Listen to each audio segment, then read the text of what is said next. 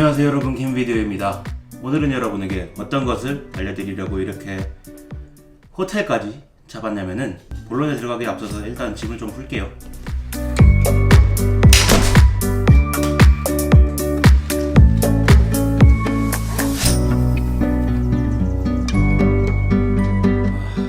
여러분, 제가 호텔을 잡게 된 이유가 뭐냐면요, 우선적으로 경축드릴 일이 있는데, 그게 바로 제가 드디어 구독자 95명이 되었습니다. That's the wrong number. How does that make you feel? 정말 감사드립니다. 절대로 후회하지 않도록 노력하도록 하겠습니다. Pow. 자, 제가 다시 본론으로 돌아가서 이 호텔을 잡게 된 이유가 뭐냐면요, 시험이 완전히 다 끝났고 이제 학기가 마무리가 됐는데, 가기 전에 그 마지막으로 저랑 한국에서 같이 지내는 엄청 친한 친구가 한 명이 있어요.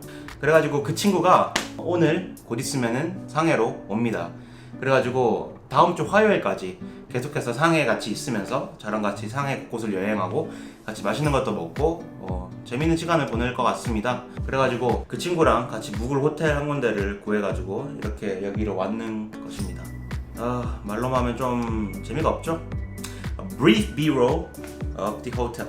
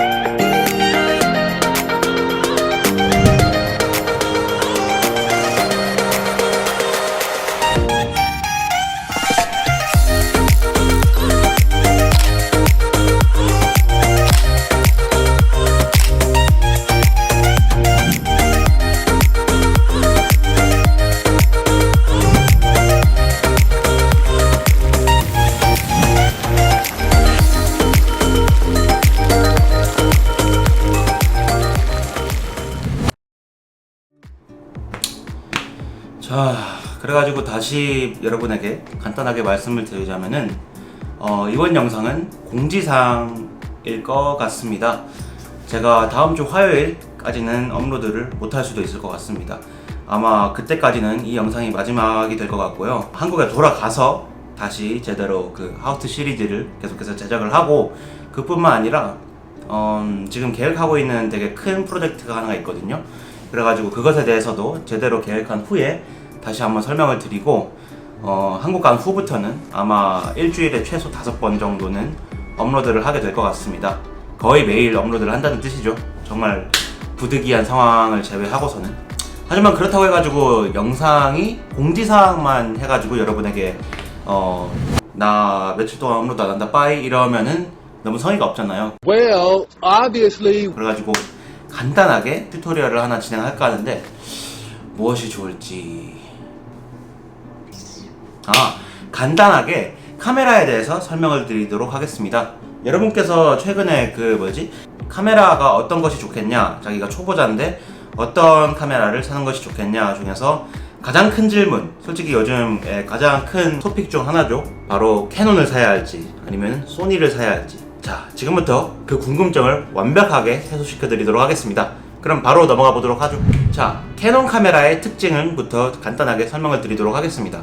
캐논 카메라는 오토포커스가 굉장히 잘 되는 카메라입니다. 듀얼 픽셀 오토포커스를 도입한 이후부터는 캐논의 그 오토포커스는 거의 그냥 완벽에 가깝다라고 할 정도로 굉장히 자기 스스로를 찍을 때 굉장히 편하게 믿음을 가지고 촬영을 할 수 있게끔 만들어 두었기 때문에, 일반적으로 이제 자기 스스로를 촬영하는 1인 미디어에서 그 블로거들한테 굉장히 좋은 카메라라고 할 수 있는 것 같습니다. 두 번째 특징, 스킨 톤이 굉장히 좋아요. 스킨 톤이 뭐냐? 말 그대로 피부의 톤을 말하는 거예요. 여러분께서 사람을 촬영할 때 굉장히 피부가 얼만큼 매끈하게 나오느냐, 얼만큼 부드럽게 표현이 되느냐, 얼만큼 이쁘게 나오느냐를 가장 중요시 여기잖아요. 그것을 캐논에서는 정말 이쁘게 잘 잡아줍니다. 그 가장 큰 이유는 캐논이 굉장히 전통이 있는 회사다 보니까 센서도 좀 오래된 센서를 사용을 해요.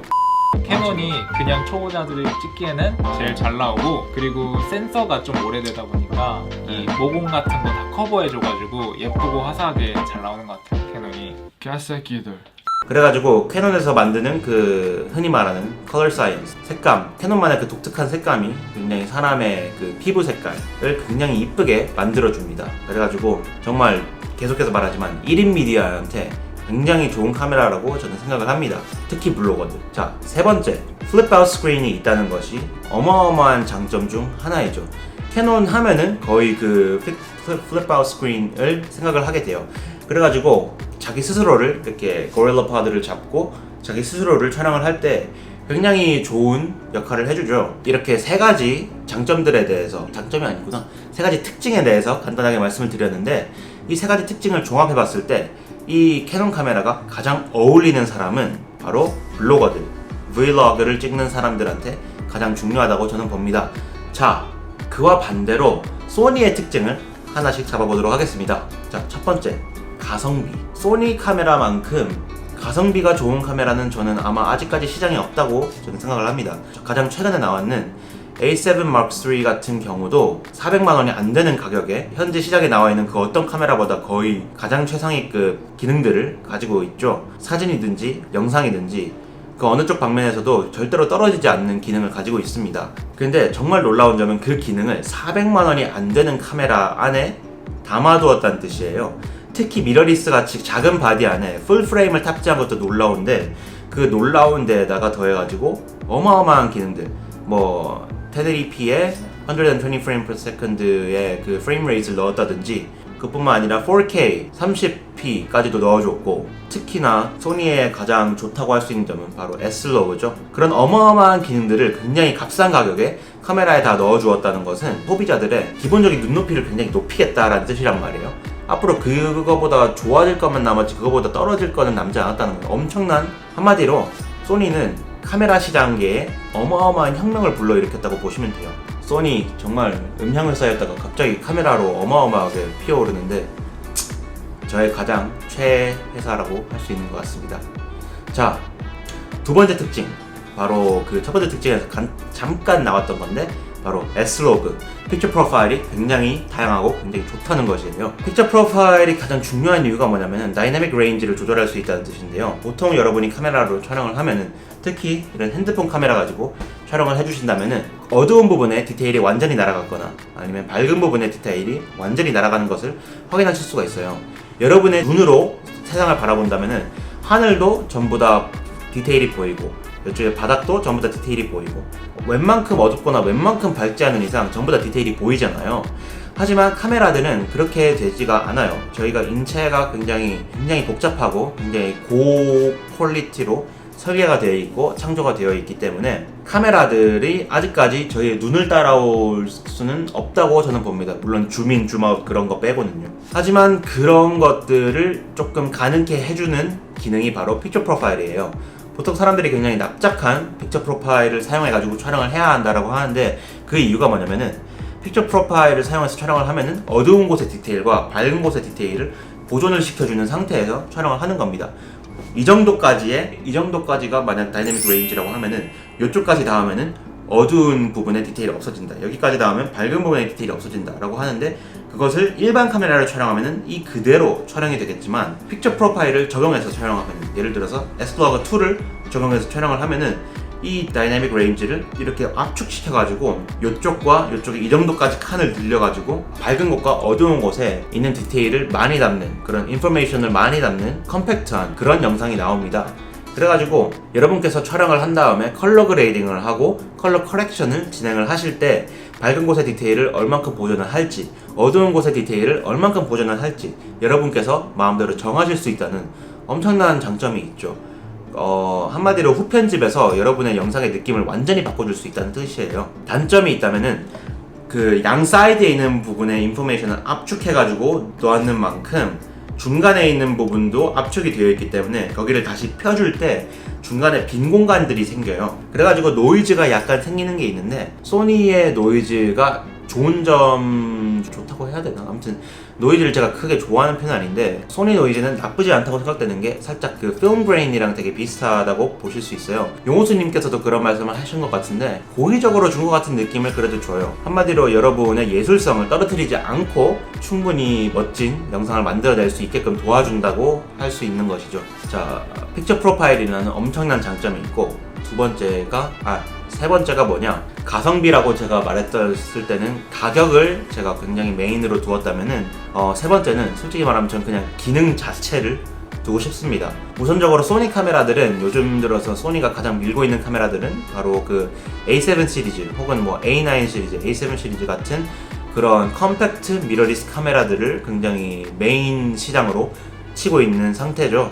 지금 보시는 것처럼 제가 제 스스로를 지금 촬영하고 있는 이 카메라, 지금 제가 제 스스로를 촬영하고 있는 이 카메라 알파 6500 같은 카메라 같은 경우도 사실상 제가 밑에 이 배터리 그립을 달아서 그렇지 저기 위에 부분의 절반 이상이 카메라의 메인 바디고 밑에 절반은 그냥 배터리 그립이에요. 그래가지고 소니의 가장 큰 장점은 제 생각인데 컴팩트한 사이즈 그리고 그냥 기술력 그 자체라고 저는 봅니다. 촬영 그냥 사진 전용 카메라로 봤을 때도 그냥 소니의 기술력은 이미 굉장히 좀 소니 빠이긴 한데 Well, obviously. 객관적으로 봐도 소니의 기술력은 그 어떤 회사보다 지금 굉장히 뛰어난 상태라고 저는 생각을 합니다. 그렇기 때문에 소니 카메라를 추천드리는 분들은 바로 1인 미디어를 하는 분들 중에서도 B-roll이랑 그런 굉장히 고퀄리티의 영상들을 만들어야 하는 사람들, 그리고 전문적인 영상 촬영 같은 거나 영상 편집에 조금 더 자기의 시간을 할애할 수 있을 만한 열정이 있으신 분한테 추천을 드리고 싶습니다. 솔직히 같은 가격대에 더 높은 퀄리티를 얻고 싶으면 저는 소니를 추천을 하고 싶어요. 하지만 만약에 컬러 그레이딩이나 컬러 커렉션을 할 시간이 별로 없다,